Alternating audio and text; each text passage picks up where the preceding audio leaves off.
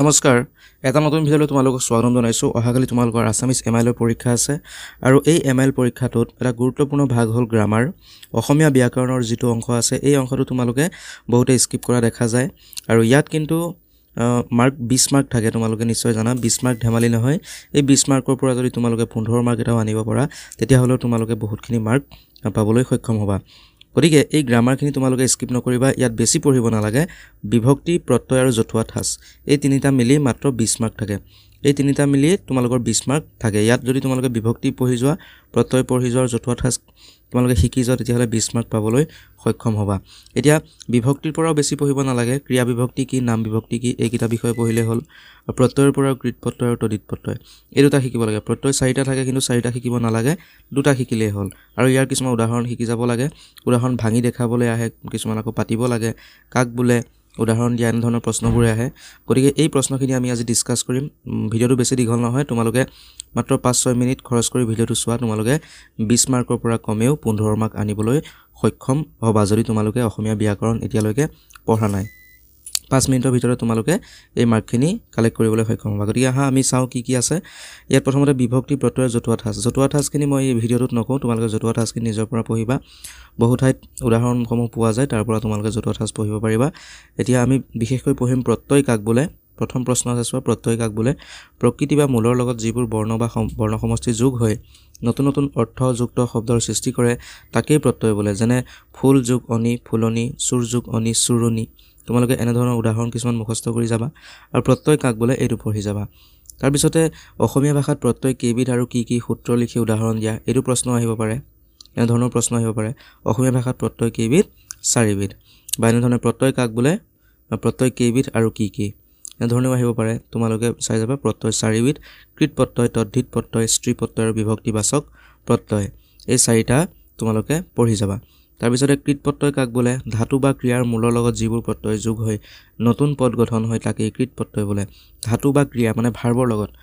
verb তোমালোকে নিশ্চয় বুজি পোৱা যেটো কাম কৰিব দিয়া হয় তাক ভাৰ্ব বোলা হয় ধাতু বা ক্ৰিয়াৰ মূলৰ লগত যিবোৰ প্ৰত্যয় যোগ হয় নতুন পদ গঠন হয় তাকে কৃত প্ৰত্যয় বুলি কোৱা হয় যেনে লিখ যোগ অক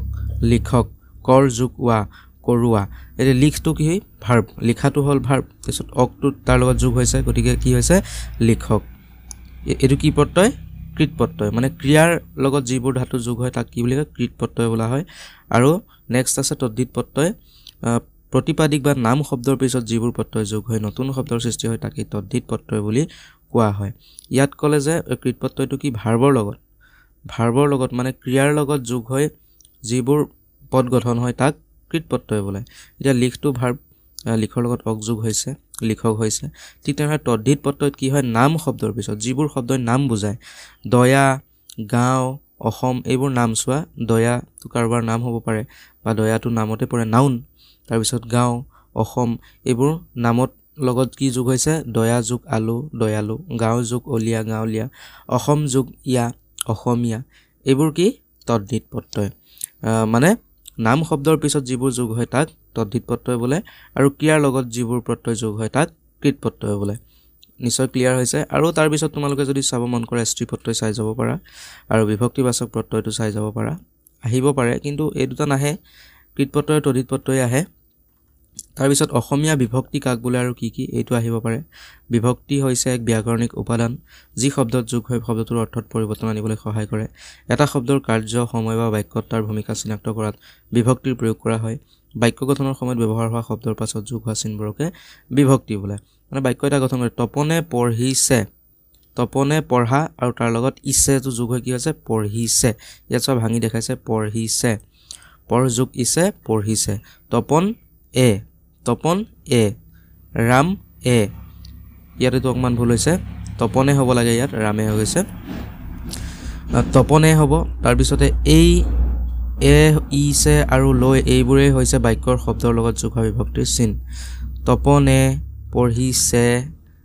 বজাৰলৈ এনে ধৰণৰ শব্দবোৰ লগ লাগে যে তাক বিভক্তি বুলি কোৱা হয় বিভক্তি কেই প্ৰকাৰৰ শব্দ বিভক্তি আৰু ক্ৰিয়া বিভক্তি দুই প্ৰকাৰৰ বিভক্তি শব্দ বিভক্তিৰো বহুত ভাগ আছে এইবোৰ পঢ়ি যাবা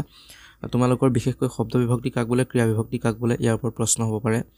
ইয়াত চোৱা শব্দ বিভক্তি কাক বোলে বাক্য গঠনত শব্দৰ পিছত যোগ হোৱা বিভক্তিক শব্দ বিভক্তি বোলে উদাহৰণ নয়নে পঢ়িছে নয়ন এ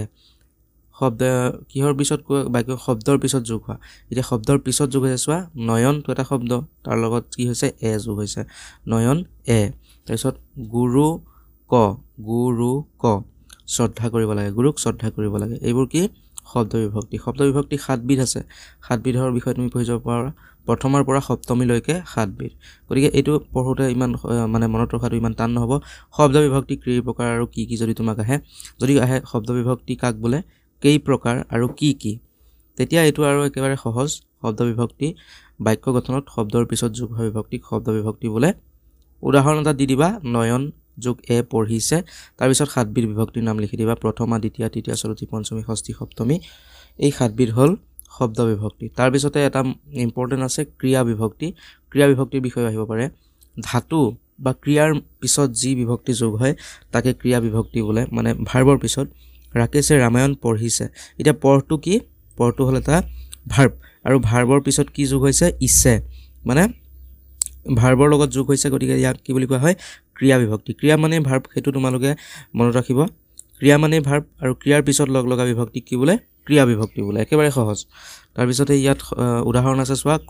কৰটো হল এটা ভাৰ্ব কৰ ইছে কৰিছে লিখটো হল এটা ভাৰ্ব লিখ ইছে লিখিছে ধৰ যোগ ইছে ধৰিছে এনে ধৰণৰ এইবোৰ হল ক্ৰিয়া বিভক্তি তাৰপিছত ইয়াত এটা বিশেষ কথা আদেশ বা অনুৰোধ বা উপদেশ দিয়া বুজাবলৈ ক্ৰিয়াৰ যি ৰূপ তাকে অনুজ্ঞা বোলে অনুজ্ঞা কেৱল দ্বিতীয় আৰু তৃতীয় পুৰুষত এইখিনি ইমান ইম্পৰ্টেন্ট নহয় তোমালোকে চাব মন কৰি চাই যাব পাৰা চাই যালে ভাল তাৰ পিছতে ইয়ালৈ তললৈ ক্ৰিয়া বিভক্তি যোগ কৰাৰ নিয়ম কিছুমান দিয়া হৈছে এই নিয়মসমূহ চাই লবা উকাৰান্ত ধাতুৰ পিছত উৰ ঠাইত হুচৌ হয় তেন্তে হু ইছিলু হুইছিলু ধু ইছিলু ধুইছিলু মানে ধত ইয়াত কি আছে উকাৰ আছে আৰু ইয়াত যেতিয়া শব্দটো লিখা হৈছে ধত হুচৌকাৰ দিয়া হৈছে মানে যোগ যেতিয়া হ'ব তেতিয়া উটো গৈ হুচৌ হ'ব ইয়াত উকাৰ আছিল ইয়াত হুচৌকাৰ হৈছে তাৰ পিছতে ই কাণ্ড ধাতুৰ পিছত অবিভক্তিৰ পিছত ইয় আ বিভক্তি ইয়া আৰু এ বিভক্তি ইয়ে যেনে হয় ইয়াত দেখিলে বুজিবা কি যোগ